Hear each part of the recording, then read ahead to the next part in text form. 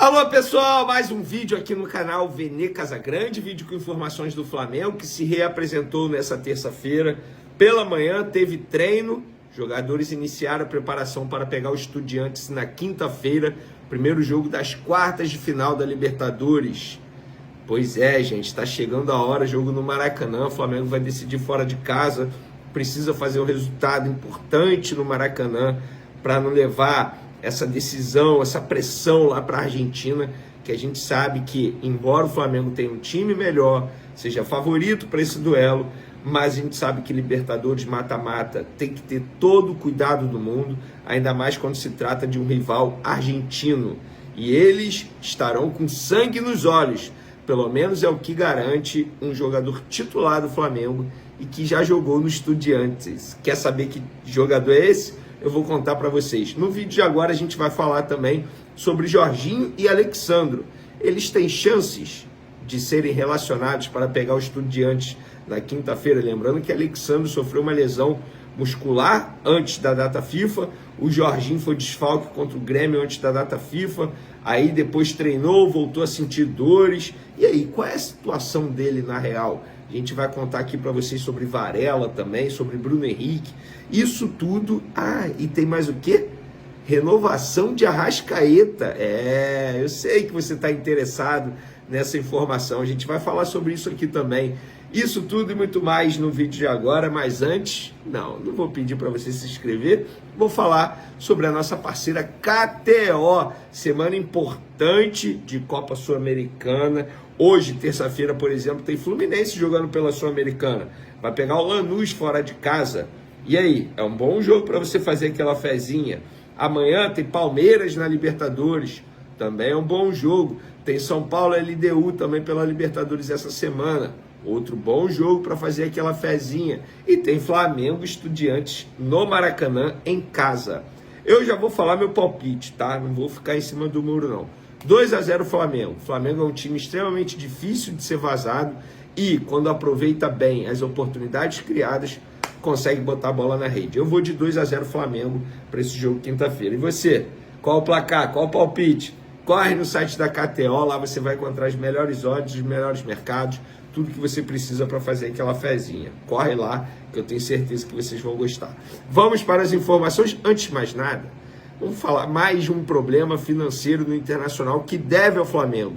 O Lanús, time que vai pegar o Fluminense nessa terça-feira, entrou com uma ação na FIFA para cobrar do Inter pagamento pela negociação envolvendo Brian Aguirre. De acordo com o documento assinado pelo time argentino, o Colorado não pagou uma parcela de R$565 mil vencida em setembro do ano passado.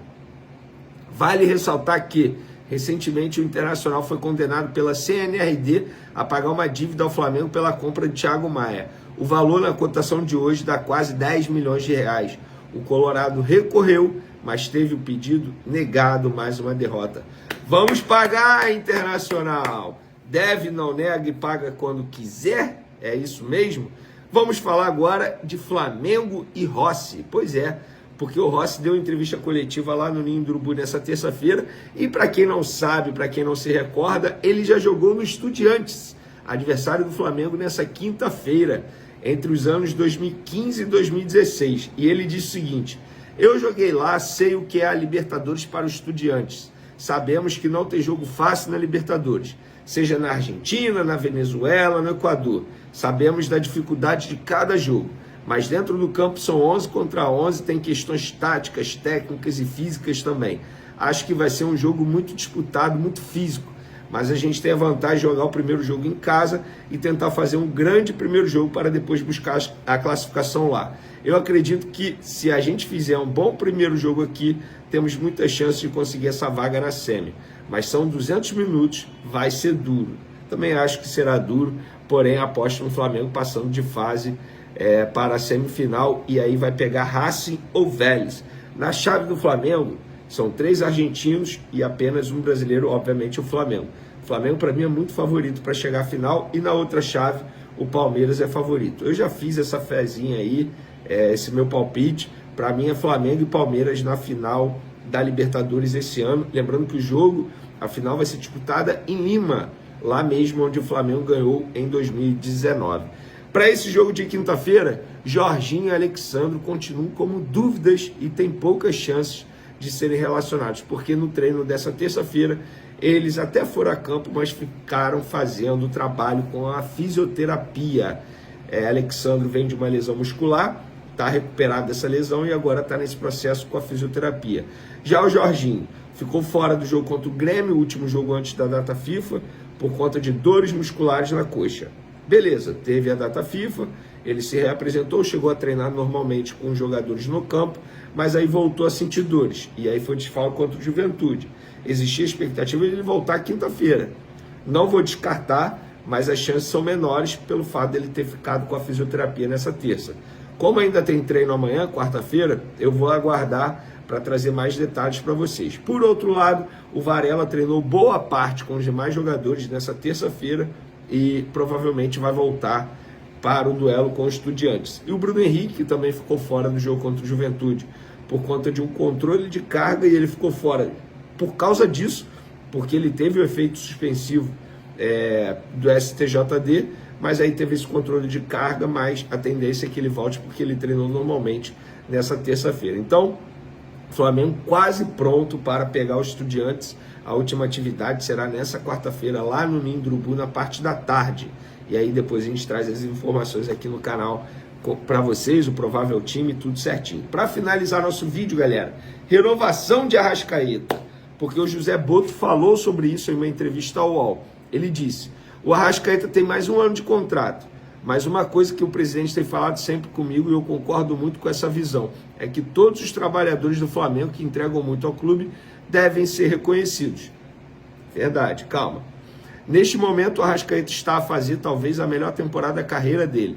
Mas, mais do que isso, o Arrascaeta é um exemplo para todos das horas que se dedica ao clube, a ele próprio, para que esteja bem, para que faça uma temporada como esta. Ele é um dos primeiros a chegar, um dos últimos a sair, e esse é o tipo de jogador que nós queremos no clube. Não foram só as qualidades técnico e táticas, mas também a mentalidade. E quando os jogadores têm esse tipo de postura, são normalmente premiados com isso. E isso vai acontecer também com o Arrascaeta, provavelmente com uma renovação antes do tempo. Tá aí ele indicando que provavelmente será a renovação. Antes de eu falar sobre a renovação, eu quero justamente falar sobre a postura. A gente fala que, para mim, é a melhor temporada do Arrascaeta na carreira dele, não só no Flamengo, mas, como pode? Ele tá mais velho e mesmo assim tá rendendo mais. Eu vou explicar. Gente, isso não é informação, mas está nítido que o Arrascaeta, ele se tornou um jogador mais maduro, um ser humano mais maduro, e consequentemente ele está dando mais valor a certas coisas que anteriormente ele não dava. E está tudo bem. Em 2019, ele não dava tanto valor ao processo de recuperação pós-jogo, o treino invisível, entre aspas, que a gente fala que é o treino fora do clube, se recuperar, descansar, se alimentar bem. E é óbvio que a maturidade deu esse, esse conhecimento a mais para o Arrascaeta, para ele entender que isso é importante. O corpo dele é uma máquina. A partir do momento que ele entendeu isso, está se dedicando, tem um treinador que consegue explorar ao máximo das virtudes dele, que entendeu um estilo de jogo para que ele possa se tornar um jogador artilheiro também.